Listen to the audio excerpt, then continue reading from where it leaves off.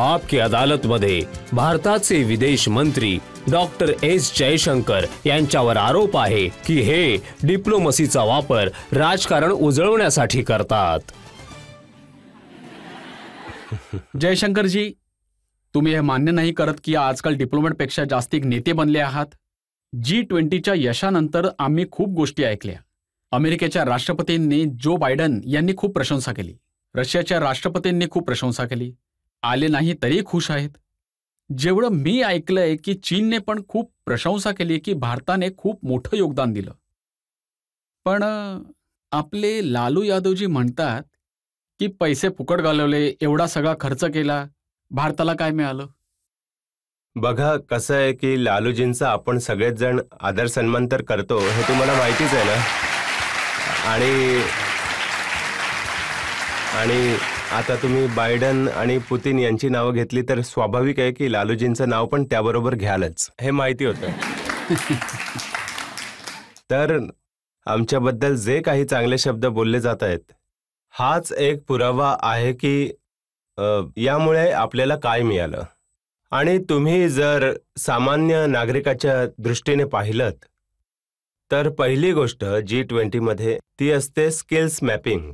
म्हणजे प्रत्येक देशात, खास करून आपल्यासारख्या देशात जिथे तरुण पिढी असते, त्यांच्याकडे टॅलेंट असतं। कोणी इंजिनियर आहेत, कोणी डॉक्टर आहेत, कोणी आर्किटेक्ट आहेत, कोणी चार्टर्ड अकाउंटंट आहेत। तर जगभराचं स्किल्स मॅपिंग होत आहे या G20च्या कारणाने। एक प्रकारे भारताच्या तरुण पिढीसाठी एक ग्लोबल वर्कप्लेस जे आहे, याचे दरवाजे त्यांच्यासाठी आणखी उघडे होतात। आणि हे एक उदाहरण झालं। मी तुम्हाला दुसरं उदाहरण देतो की जे कोणी आपले अतिथी आलेत त्यांनी भारताची क्षमता पाहिली। आता जर मी म्हणालो की त्या 2 दिवसात जर एखाद्या गोष्टीची चर्चा झाली असेल तर सगळ्यात जास्त चंद्रयानची झाली आहे। आणि त्याच बरोबर दुसरे की लोकांनी 5G स्टॅक बद्दल बोलणं केलं, लोकांनी वॅक्सिन बद्दल चर्चा केली, पण सगळ्यात जास्त प्रभाव जो पडला जगभरामध्ये चर्चा चालू होती ती चंद्रयानाबद्दल। आता जेव्हा ते लोक परत जातात आणि त्यांना वाटतं की आम्ही तर भारत पाहिला, भारताचं किती चांगलं ऑर्गनायझेशन होतं, भारताची क्षमता किती चांगली होती, तर तुम्ही बघा त्यांचा दृष्टिकोन किती बदललाय। किंवा मला तर असंही म्हणायचं आहे की आम्ही G20 जे आहे राजधानीमध्ये नाही ठेवलं, विज्ञान भवनात नाही ठेवलं, तर ते पूर्ण जगभरात साजरं केलं गेलं। 60 शहरांमध्ये साजरं केलं गेलं, प्रत्येक राज्यात साजरं केलं। तर याचा पर्यटन विकासावर परिणाम पहा। तर मी म्हणेन की रोजगाराची साधनं पाहता पर्यटनाबद्दल बोललो तर भारताची क्षमता आणि जी होणारी जी निर्यात आहे याबद्दल आपण बोललो तर, किंवा तुम्ही रिसोर्सेस बघा, बँक जे डेव्हलपमेंट रिसोर्सेस जे आहेत, मी म्हणेन की प्रत्येक क्षेत्रामध्ये या G20 मुळे खूप प्रभाव पडलाय। जयशंकरजी, पण समिट तर आधी देखील व्हायचे, प्रधानमंत्री आधी पण होतेच की? असे कधीच नव्हते पण हो, पण ते समिट पण असे नसायचे। याला तर पूर्ण देशभर पसरवलं गेलं जेणेकरून राजकारणात फायदा होईल, प्रतिमा वाढेल, मोदीजींचं नाव चमकेल। जर काही चमकत असेल तर तो देश चमकतोय, भारत चमकतोय। काही लोकांनी मला सोशल मीडियावरून फोटो पाठवले आहेत की आधी आपण कसा साधा सुधा भारत दाखवायचो, तुम्ही कोणत्या प्रकारचा चमकणारा भारत लोकांना दाखवत आहात, ते काही फोटो मला तुम्हाला दाखवायचे आहेत। आधी जेव्हा परदेशी अतिथी यायचे तर आपण त्यांना कोणत्या प्रकारचा भारत दाखवायचो। एक फोटो मला एका व्ह्यूअरने पाठवलेला आहे आणि लिहिलंय की जेव्हा परदेशातून अतिथी येत होते तेव्हा त्यांना आपण ह्या प्रकारचा भारत दाखवायचो।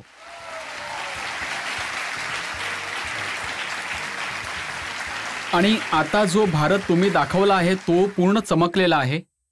तर हे सुद्धा दाखवा ना। अच्छा, हो, तेही दाखवतो तुम्हाला। हे बघा, हे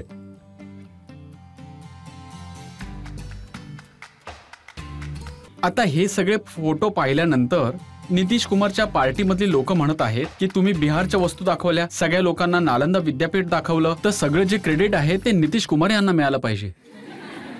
जर असं असेल की सगळ्यांना क्रेडिट घ्यायचं असेल तर देशासाठी चांगलंच आहे ना। तर याचा अर्थ त्यांना मान्य आहे की जे काही झालं ते देशाच्या भल्यासाठी झालं. ही पूर्ण देशाची सगळ्यात एक प्रकारे एकजूट होऊन उपस्थिती होती. ही चांगली गोष्ट आहे. G20 जेव्हा चालू होती संध्याकाळी आमच्या इथे जेवण होतं. तर त्यात तामिळनाडूचे चीफ मिनिस्टर स्टॅलिनजी ते आले होते. तर आमचं बोलणं चालू होतं. तर मी त्यांना विचारलं की तुम्हाला कसं वाटलं. तर ज्या गर्वाने ते माझ्याशी बोलले की आपल्या राज्यात 10 इव्हेंट झाले, आपला कार्यक्रम इतका चांगला होता. तर मी म्हणेन की जर तुम्ही त्यांना विचाराल किंवा ममताजींना विचाराल, नाहीतर तुम्ही किंवा जे आपले राजस्थानचे चीफ मिनिस्टर जे आहेत अशोक गेहलोत, ते आले तर नव्हते, पण मला माहिती आहे की त्यांची अशी इच्छा होती की अजून इव्हेंट्स व्हावे त्यांची राजस्थानमध्ये. स्तुती करून त्यांच्यासाठी आणखी समस्या निर्माण करताय. नाही असं आहे की बघा, मी राजकारणामध्ये ते एंट्री तर केली आहे, पण तुम्हाला माहिती आहे की मी राजकारणी नाहीये. ते माझ्या मनात जे असतं ते मी कधी कधी स्पष्टपणे बोलून तर टाकतो. तुम्ही या बस. डबल रोलचा पूर्णपणे फायदा घेऊन घेता. हे बघा, तर क्रेडिट मला वाटतं की सगळ्यांना मिळायला हवं. कुठे पूर्ण मिळतंय? बघा देशाला. ना, केजरीवालजी म्हणतात आम्ही दिल्लीची साफसफाई केली, चमकवली, आम्हाला कोणी क्रेडिट नाही दिलं. नाही, हे बघा, क्रेडिट जे आहे ते पूर्ण देशाला मिळत आहे. आणि सगळ्यात मोठा देशाचा नेता कोण असतो? तो प्रधानमंत्री असतो. हे तर स्वाभाविक आहे. तर जर ते प्रधानमंत्रींना क्रेडिट देत आहेत तर ते स्वतःलाही क्रेडिट देत आहेत त्याचबरोबर की आपणही त्यांची साथ दिली आहे. प्रधानमंत्री या पूर्ण वातावरणात कसे वाटत होते याच्या संबंधित माझ्याजवळ एक व्हिडिओ आहे, मी तुम्हाला दाखवतो. Please. दर्शकांनी पण बघा.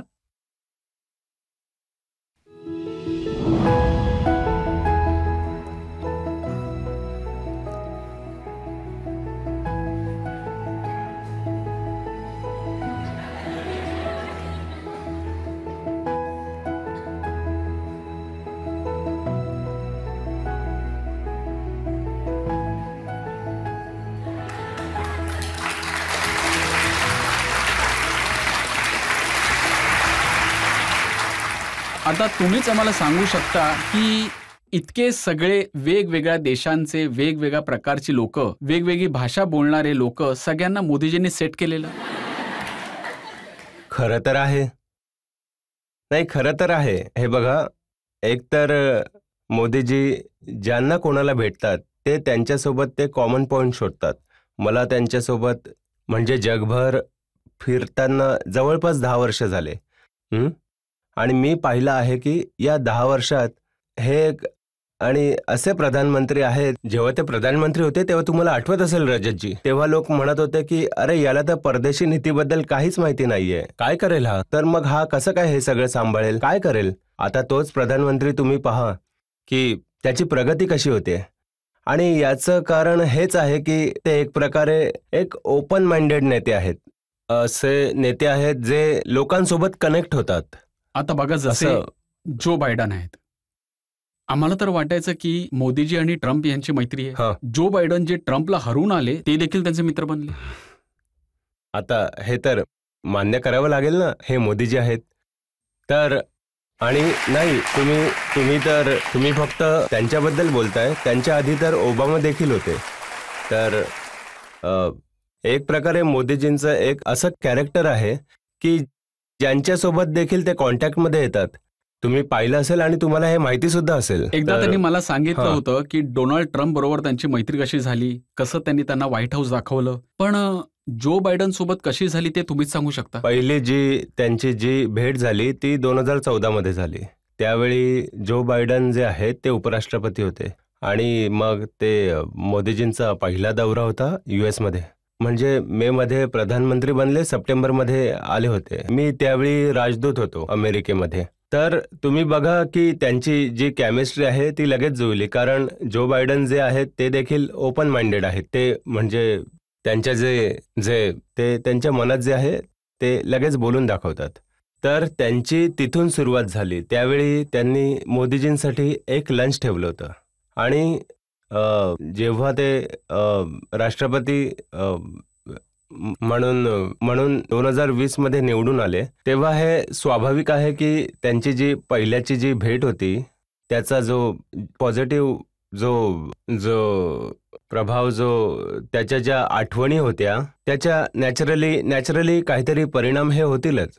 आणि तुम्ही पाहिलं असेल की सुरुवातीला जेव्हा ते राष्ट्रपती बनले त्यांचं सगळ्यात आधी त्यावेळी कोविड चालू होता, तर त्या व्हर्च्युअल मीटिंग व्हायच्या. तर पहिली मीटिंग जी होती ती मोदीजींसोबत होती आणि क्वाडचं ग्रुपिंग असतं त्या माध्यमातून होती. तर आणि जेव्हा ते भेटले तर बघा, दोघे पण जे आहेत ते राजकारणात भरपूर अनुभवी आहेत.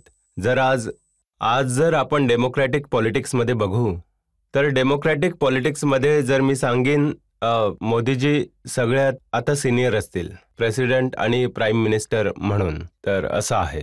आणि जर आपण पूर्ण पॉलिटिक्सचा अनुभव बघू तर यांना बायडन जे आहेत यांना 50 वर्षांचा अनुभव आहे. तर ते तर खूप कमी वयातच सेनेटर बनले होते. आणि जे अनुभवी पॉलिटिशियन असतात ना त्यांचं जे कनेक्शन एकमेकांसोबत असतं ना, आणि खास करून डेमोक्रॅटिक अमेरिकेचे प्रेसिडेंट यांचे उठून समिटच्या दरम्यान मोदीजींच्या जवळ येणं आणि त्यांना म्हणणं की मला तुमचा ऑटोग्राफ पाहिजे, खूप मोठी गोष्ट झाली अमेरिकन प्रेसिडेंट कडून असं बोलणं. त्यांनी असंही म्हटलंय, ते जेव्हा जपानमध्ये होते तेव्हा ऑटोग्राफ बद्दल बोलत होते की यांची लोकप्रियतेची रेटिंग बघा. तर इतर राजकीय नेत्यांना असं वाटायचं की 10 वर्षांनंतर जर तुमची लोकप्रियता 70% जास्त असेल तर मग हे तर आश्चर्यकारक आहे, त्यांना वाटतं. आणि जसं मी म्हटल्याप्रमाणे एक म्हणजे आदर, आणि दुसरं हे पण आहे की जेव्हा ते भारतात येतात, भारताविषयी ते वाचतात, त्याबद्दल माहिती मिळवतात, तेव्हा ते बघतात की गेल्या 10 वर्षात काय बदल घडले आहेत आणि त्याचे कारण काय आहेत. आणि बदलाचे कारण हे आहेत की आज जे आहे आपल्या इथे जे आत्मविश्वास वाढला आहे, आपली जी क्षमता वाढली आहे, आणि हे सगळं वाढलंय ते नेतृत्वामुळेच. तर आता तर इटलीच्या प्राईम मिनिस्टर जे आहेत त्यांच्यासोबत मोदीजींचे फोटो खूपच व्हायरल होत आहेत सोशल मीडियावर. आणि त्या म्हणतात की Narendra Modi is the most loved leader in the world.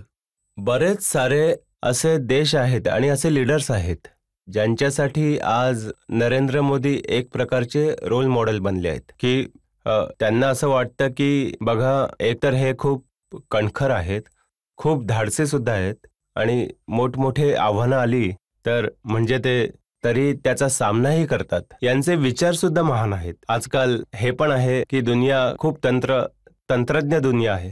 आता त्यांना असं वाटतं की मोदीजी जे आहेत, आता जर जगात तुम्ही पाहिलं, तुम्ही आम्हाला सांगा की लीडर्समध्ये तंत्रज्ञ कोण सगळ्यात जास्त कोण आहे, तर त्यांचा नंबर तिकडेही येतो. तर प्रत्येक देशात प्रत्येक लीडर, प्रत्येक देशाचे लोक जे आहेत ते आपापल्या दृष्टीने बघतात. आणि कुठे ना कुठे मला असं वाटतं की मोदीजींची की ते एक कुठे ना कुठे एवढी पोहोच आहे की सगळ्यांशी कुठे ना कुठे कनेक्ट. जेव्हा तुम्हाला सगळे भेटतात head of the states, prime ministers, presidents, तेव्हा मोदीजींबद्दल काय बोलतात? बघा, तर माझ्यासाठी सगळ्यात मोठी अडचण ही आहे की सगळे येतात आणि सगळ्यांना भेटायचं असतं, कारण मी एक टाइम मॅनेजर सुद्धा आहे. तर माझ्यासाठी एक छोटीशी अडचणही निर्माण होते की सगळ्यांना भेटायचं कसं, परंतु सगळ्यांना भेटण्याची इच्छा देखील असते. तुम्हाला तर असं वाटलं असेल की ते G20चा जो हातोडा जो आहे तो असा आपटला आणि तो यांना देऊन टाकला, लुलाला देऊन टाकला की आपली जबाबदारी आहे आणि कार्यक्रम संपला आता. पण त्यानंतर जे कोणी आले होते त्यांनी, म्हणजे त्यांची जी इच्छा होती की ते थांबले, आणि त्यांची अशी इच्छा होती त्यांच्यासोबत 1-to-1 मीटिंग करावी. तर आमचा जो कार्यक्रम जो आहे तो त्या दिवशी खूप वेळ चालला, रात्रभर चालला, कारण जे लोक आहेत ते भेटूनच परत जात होते. काहीतरी असेल ना, म्हणून तर ऑस्ट्रेलियाचे प्राईम मिनिस्टर बोलले मोदी इज द बॉस. तर काय डायलॉग मारला असेल मोदीजींनी ज्यामुळे ते बोलले मोदी इज द बॉस? ते डायलॉग तर नाही मारला, पण मोदीजी जे आहेत ते आपला डायलॉग स्वतःच सगळ्यांपर्यंत पोहोचवतात. जेव्हा ते येतात, तुम्हाला नाही वाटत ही इज द बॉस?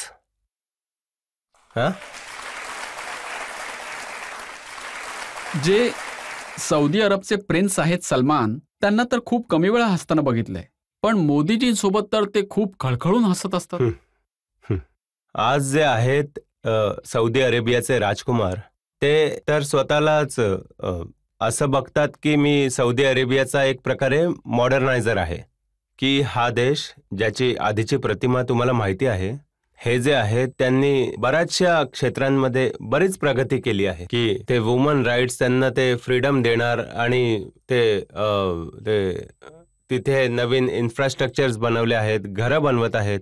तर एक प्रकारे जे सौदी अरेबियामध्ये होत आहे ते तर खूप मोठा परिवर्तन होत आहे. आता अशा लोकांना वाटतं आहे की जर आपण जगभरात पाहिलं तर कोणी रोल मॉडेल असेल किंवा कोणी एक्सपिरियन्स अनुभवी माणूस असेल ज्याच्याकडनं आपल्याला अनुभव मिळतो, तर आता त्यांच्या मनात होतं की तुम्ही लोकांनी डिजिटलमध्ये त्यांच्या एक गोष्ट मी तुम्हाला सांगतो, जेव्हा मी बाहेर जगभरामध्ये फिरतो, जगात भारताचं जे परिवर्तन आलेलं आहे, खास करून डिजिटलमध्ये जे आलं आहे, याबद्दल जगभरात खूपच क्युरिओसिटी आहे. लोकांना जाणून घ्यायचं आहे की तुम्ही आता खूप साऱ्या देशांकडे वॅक्सिन होतं, पण तुम्ही वॅक्सिनेशन कसं काय केलं? कारण खूपच हे असे देश आहेत, विकसित देश आहेत, जिथे ते मोठ्या संख्येमध्ये वॅक्सिनेशन नाही करू शकले. किंवा लोक पाहतात की आज ते आता मुद्रा योजनेत तुम्हाला कर्ज मिळतं.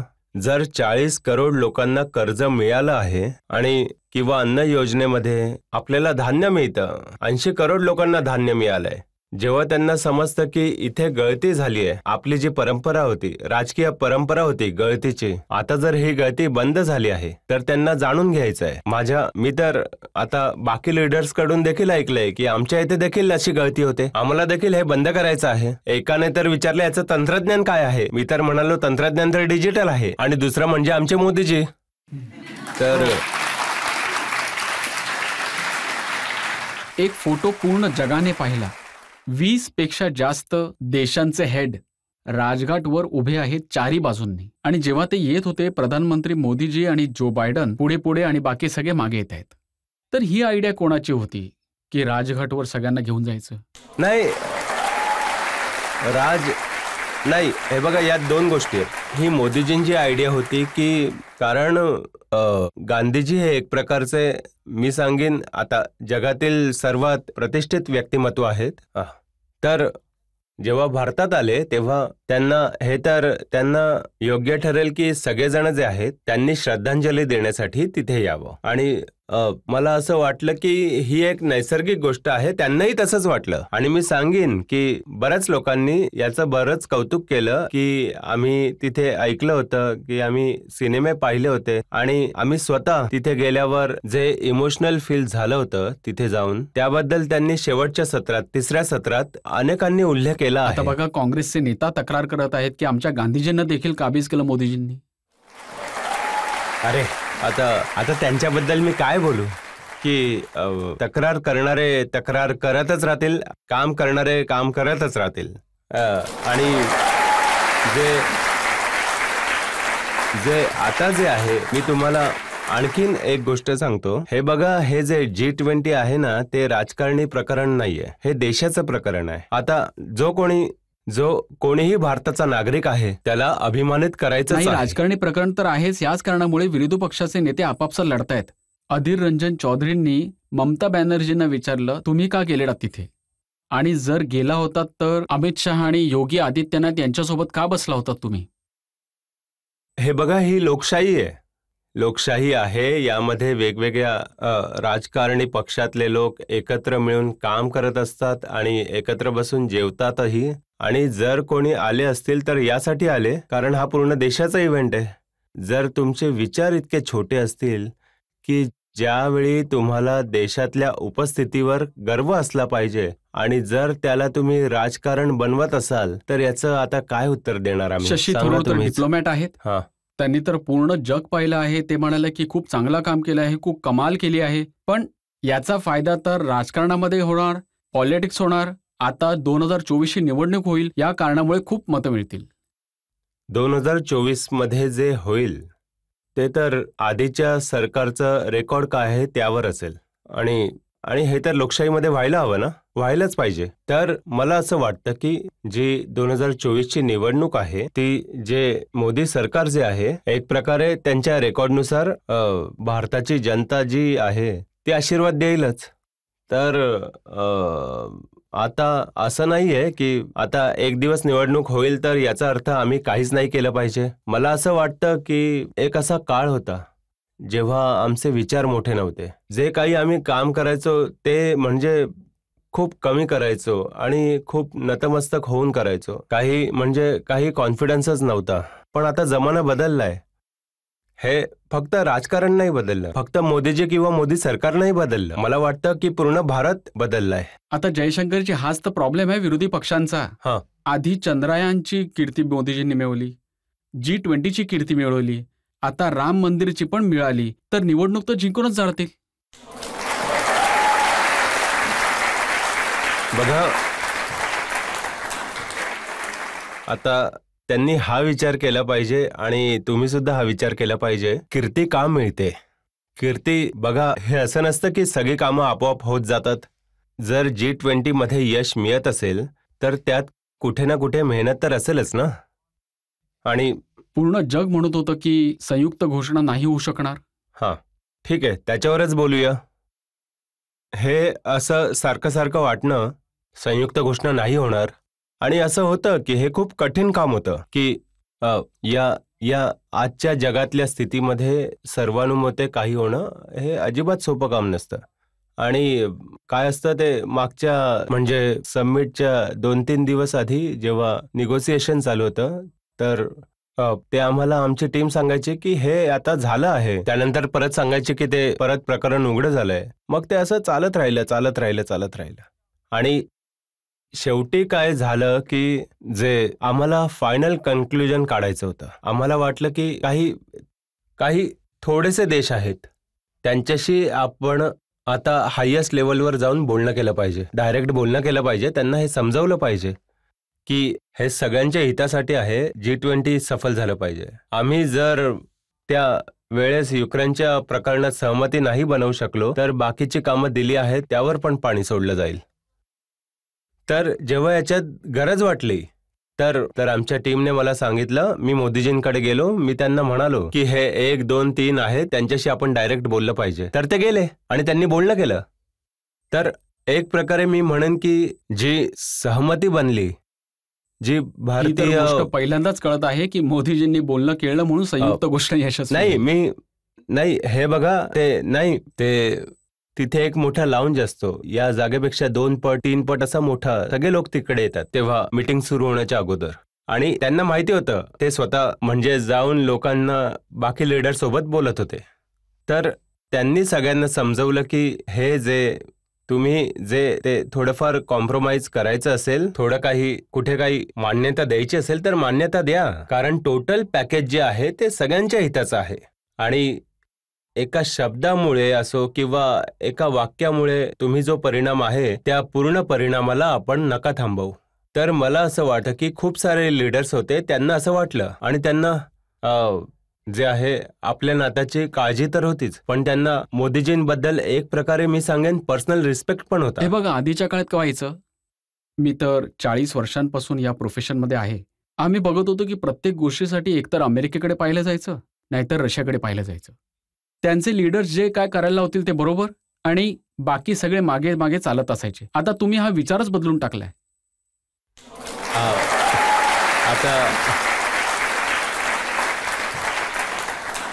आता तुम्हाला हे सांगायचंय की जमाना बदललाय.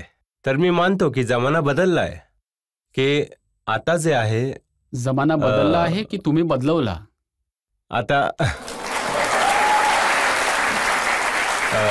आता तुम्ही डिप्लोमॅट्सला विचारताय की नेत्याला विचारताय? आता माझ्यासमोर तर 2 in 1 आहे.